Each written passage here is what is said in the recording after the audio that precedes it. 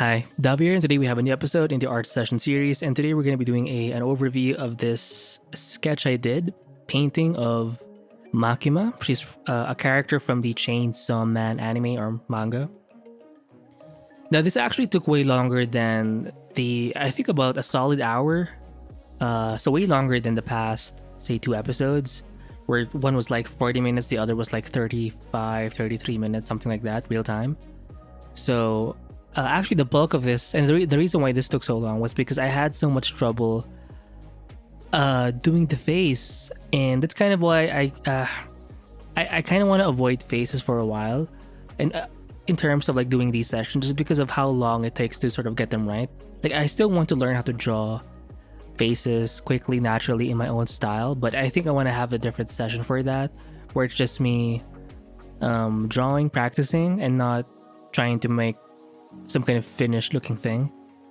And the point is, I want to practice more of that instead of doing more finished, semi-finished stuff on it, or basically where I have to record it, because it just takes too long to sort of get the features right. For example, trying to match the eyes, trying to make them look kind of the same, making sure they're at the right sort of level, because oftentimes that one eye is kind of a bit high, or sometimes they're a bit too wide apart. It was super hard.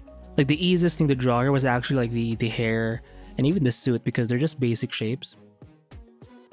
And maybe you can actually break the eyes and facial features this way, but I just don't have it was hard for me to do that for some reason.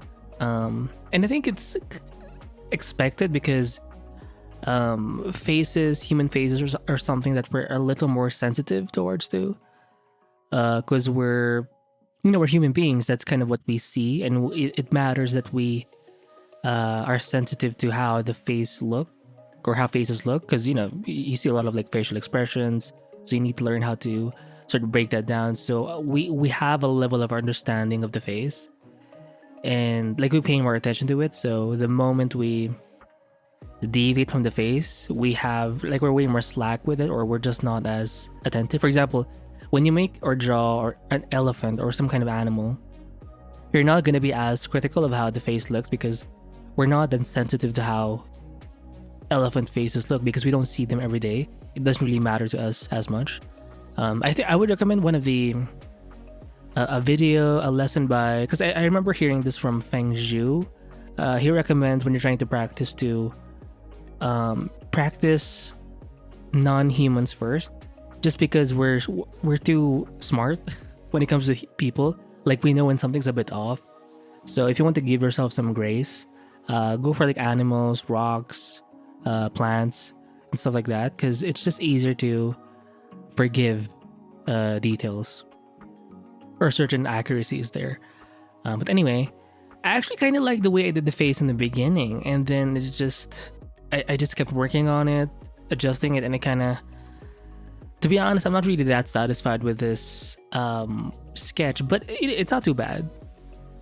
But the thing that I think matters most, or that I've learned, because again, the bulk of this was just me readjusting the friggin' eyes and working on the face, and mainly the eyes actually.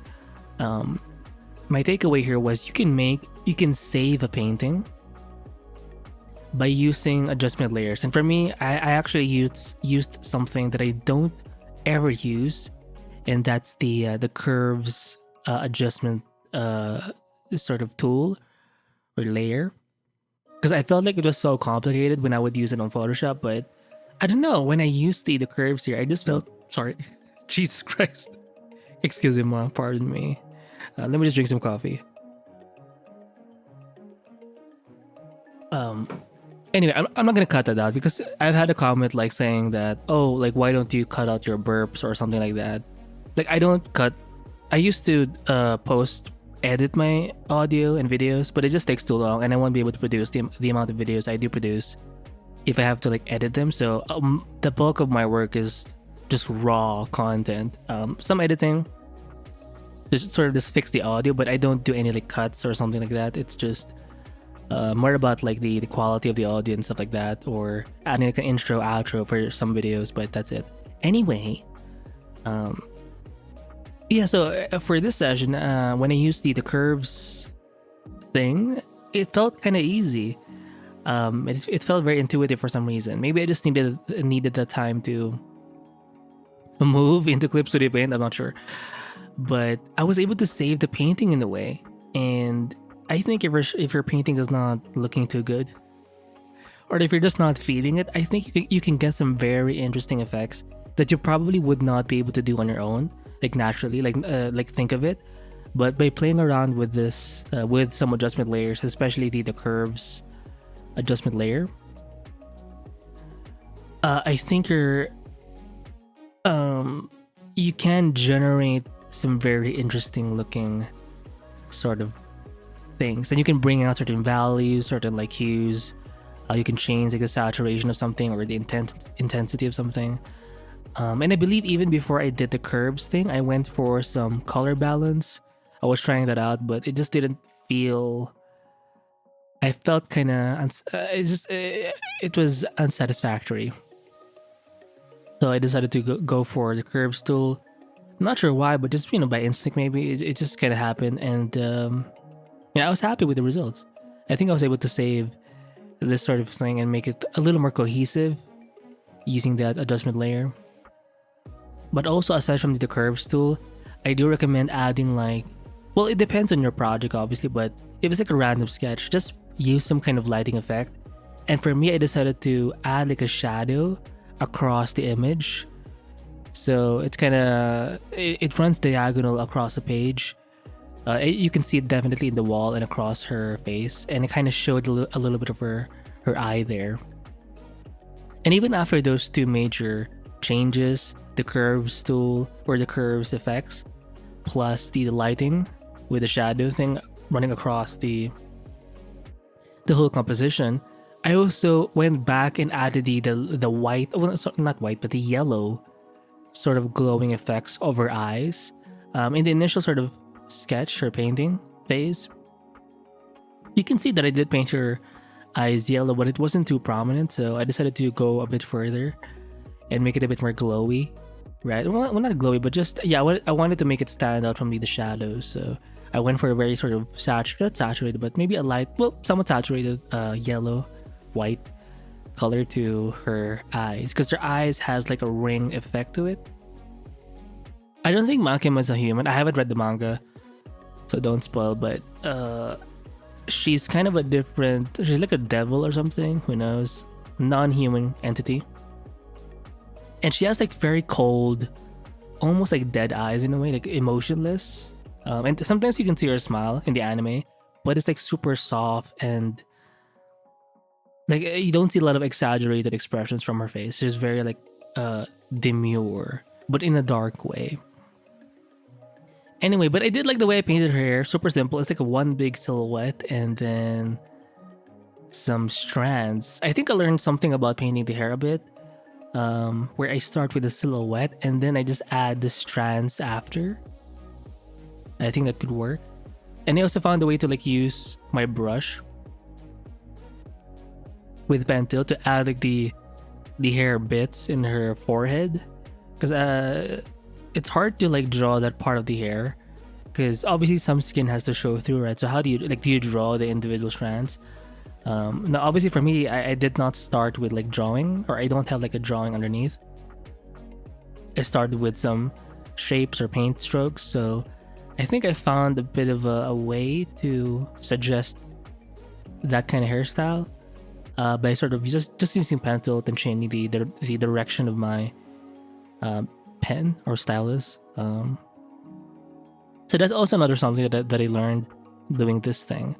And I think that's cool, because whenever you do these sorts of like sketches, studies, paintings, even if they don't go your way all the time, it's not like a total loss.